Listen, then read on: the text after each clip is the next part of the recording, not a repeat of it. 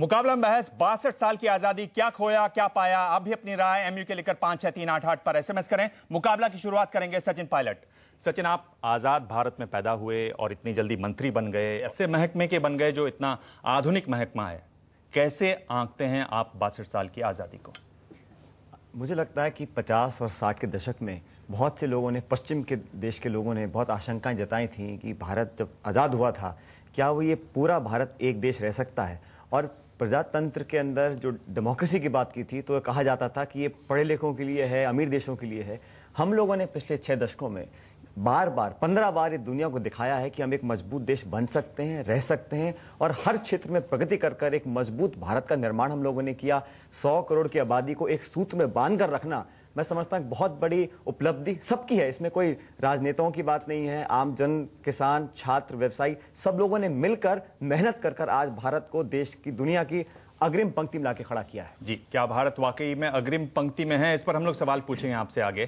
पर रविशंकर जी, आप कैसे आंकते हैं इसको 62 सालों को? देखिए दिवांग जी, अगर 62 साल में आज हम देखें तो भारत का लोकतंत्र परिपक्व और मजबूत हुआ है, और हिंदुस्तान का आम आदमी ये जानता है कि वो अपने वोट से किसी भी बड़े नेता और किसी भी बड़ी पार्टी को सत्ता से हटा सकता है और वापस सत्ता में ला सकता है।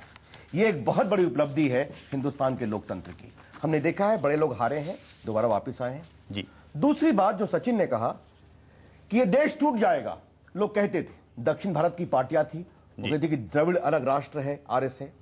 आज उनको सत्ता में जगह मिली, तो आज देखिए कोई ये अलगाववाद की बात नहीं करता। मजबूत लोकतांत्रिक जड़ें, यानी 71 करोड़ 41 लाख वोटर हैं हमारे देश में। हम सीधे चलते हैं, इतिहासकार रामचंद्र गुहा हमारे साथ हैं। गुहा साहब, यहां बात हो रही है किस तरह से देश एक रहा। आप क्या मानते हैं बड़ी उपलब्धियां 62 साल की? जब हमें स्वतंत्रता मिली तो एक बंटवारा तो हो चुका था धर्म के माध्यम से। पाकिस्तान बना था कि मुस्लिम माइनॉरिटी को रक्षा देने के लिए, और लोगों ने समझा कि भाषा के माध्यम से भी बंटवारा होगा। तमिलनाडु एक माने स्वतंत्र देश बन जाएगा द्रविड़ नाडु के नाम से। लोगों ने सोचा कि हैदराबाद जो निजाम के रूल में था, वो प्रिंसली स्टेट था, वो भी स्वतंत्र हो जाएगा। तो मेरे समझ से हमारी सबसे बड़ी अचीवमेंट है कि हम 60 साल एक रहे हैं, और खास करके हमारे जो भी नागरिक हैं उनको ये फ्रीडम है कि जो भाषा पे बोलना चाहे बोल सकते हैं, जो धर्म अपनाया चाहे अपना सकते हैं, और हम एक हैं। ये हमारी सबसे बड़ी अचीवमेंट है। जी, हम एक हैं, धर्म और भाषा की आजादी है। अतुल अंजान, आपको क्या लगता है? इस सफर में हर आदमी हम सफर नहीं है।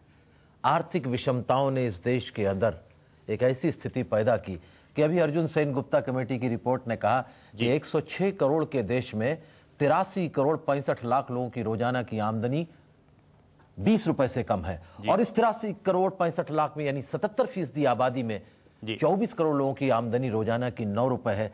तो इसलिए जहां देश में एक सबसे बड़े सीईओ की तनख्वाह प्रतिदिन की 33,33,310 रुपए 10 पैसे है, वहां एक व्यक्ति की आमदनी प्रतिदिन की यह है, और 24 करोड़ लोगों की रोजाना की आमदनी 9 रुपए है। ये देश की दौलत जो सबने मिलकर पैदा की, उसका न्यायिक वितरण नहीं है। न्यायिक वितरण नहीं हो। इस पर हम लोग खामियों पर आगे बात करेंगे। सतीश जी, आपको क्या लगता है? सामाजिक अगर एक उपलब्धि है तो वो एक तरह से अभी तक उसमें आगे की बहुत लड़ाई लड़नी है। वो उपलब्धि ये है कि आज की तारीख में अब हमारे समाज में ये भावना घर कर गई है कि सामाजिक विषमताओं के खिलाफ लड़ना ये एक वाजिब लड़ाई है, और इसकी शुरुआत अब व्यापक पैमाने पे हो चुकी है, और ये चलती रहेगी। तो ये भी एक तरह से उपलब्धि है। हालांकि इससे देश में तनाव छोटे समय में अभी शायद बढ़ सकते हैं। Tuba.com